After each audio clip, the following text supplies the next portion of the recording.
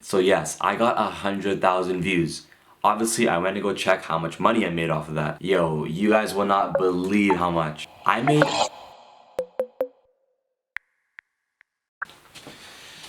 Okay. Alright. So another episode of Behind the Scenes. You guys already know what's up. If you guys are new here, Behind the Scenes is the series where I show you what goes on behind running the media outlet, what goes on behind all the hip-hop interviews. And today's video, honestly, I'm just gonna get straight into it. Recently, I actually hit 100,000 views on one of my videos. Back in high school when I was making videos, I never thought that anybody would even want to watch my videos, let alone now 100,000 people viewed it, and that's just like unbelievable to me. 100,000 views was something I thought was only for completely famous and special people, like the Jake Pauls and FouseyTubes. I put them in this totally different bubble, like, oh my god, they're so famous, I can never reach that level. And yeah, I didn't reach Jake Paul's level, but hey, I did get 100,000 views. That being said, my channel is all about being transparent and actually helping the kids, you know, helping people that are also creative. I'm gonna show you exactly how much money I made off my YouTube video that got 100,000 views. So if you don't already know, once you reach a certain amount of subscribers and watch time on YouTube, YouTube actually allows you to put ads on your videos. You know, each time someone watches your video, they watch a bit of the ad, and for that you get paid money. So I went straight to my computer, I logged into my YouTube account, I checked the Shoreline Mafia video and its monetization settings.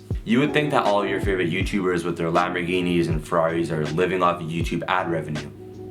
No. I made $70. Now think about what I just said. I put in so much work to make these videos happen. It's not just record, edit, publish.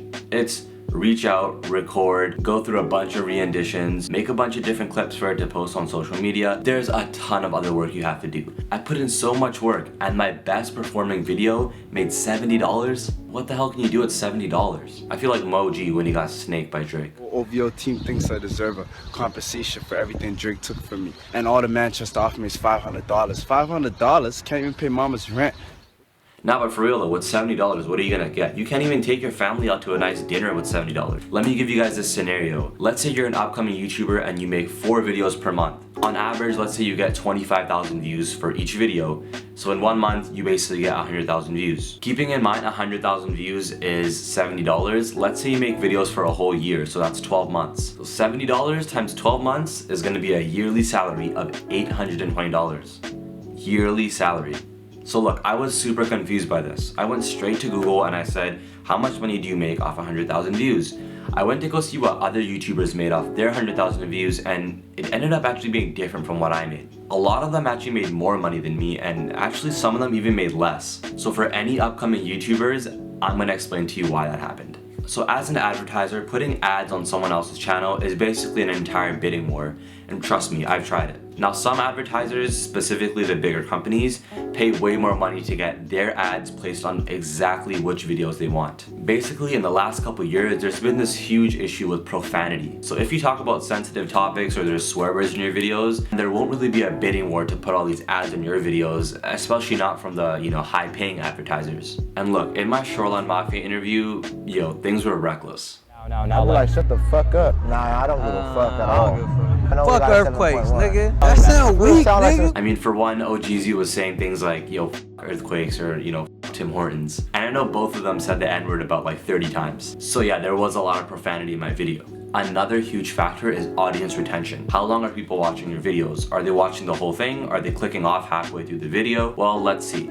Being a creator on YouTube, you actually get to have these analytics where you can check out all of these things. So I want to show you guys that my video was 15 minutes long.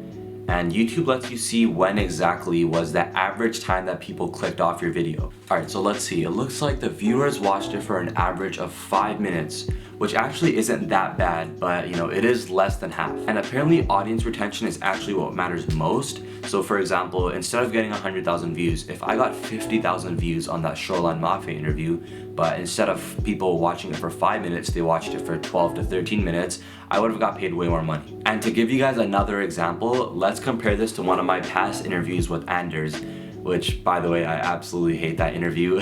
So you would roughly expect to make at least $1 off every 1,000 views, right? That interview got 17,000 views, but it didn't make $17, it made 26. But if you look, the interview is actually 6 minutes and 50 seconds. People watched it for an average of 3 minutes and 22 seconds, which is basically half the video. Compared to my Shoreline Mafia video, which was actually less than half the video, meaning this Anders interview, it had a higher audience retention. So what does this all mean going forward? I can never swear, the artists that I'm interviewing can never use profanity? Yeah, not happening. Do I from now on have to make shorter videos so people watch the whole thing? Well, the answer is no, and yes. So for profanity, I guess I could just censor the words, not using something too obvious like a bleep or, I don't know, Jake Paul uses a rooster sound or something. I don't want to go that route. But I guess I could just cut out the word in editing. Second thing, do I from now on have to make really short videos like 5 to 6 minutes? Well, to tell you the truth, that video with Anders was probably my least favorite interview that I've ever done. Aside from the obvious awkwardness and my horrible questions,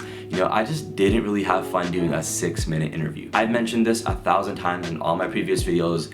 What can you feel from 6 minutes of an interview? What can you take away? What can you actually reflect on?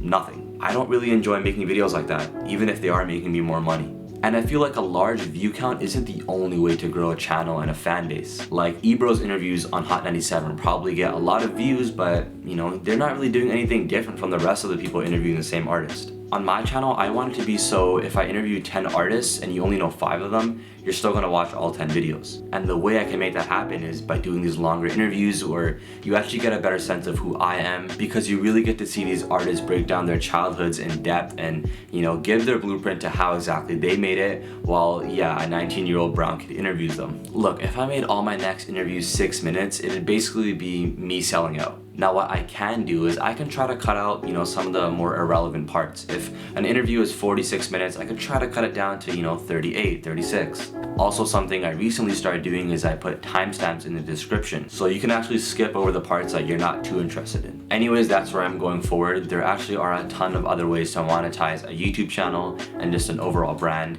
That, I guess, is just a video for a different day. Me personally, I'm kind of holding off on trying to make a bunch of money quick because honestly, I'm just 19 years old and I do have a plan set forward, but right now I'm just kind of focused on building the fan base. But yo, thank you for 100,000 views. I am still really proud of myself aside from how much money the video made, because interviews aren't really the type of videos that become viral, unlike prank videos or something. And if you want to support me because the ad revenue doesn't, just be sure to actually comment on the videos, like them, subscribe to the channel obviously, and just show your friends. That is one of the best ways I think you guys can support. Oh, and also when the ads come on, maybe just try to watch them for longer.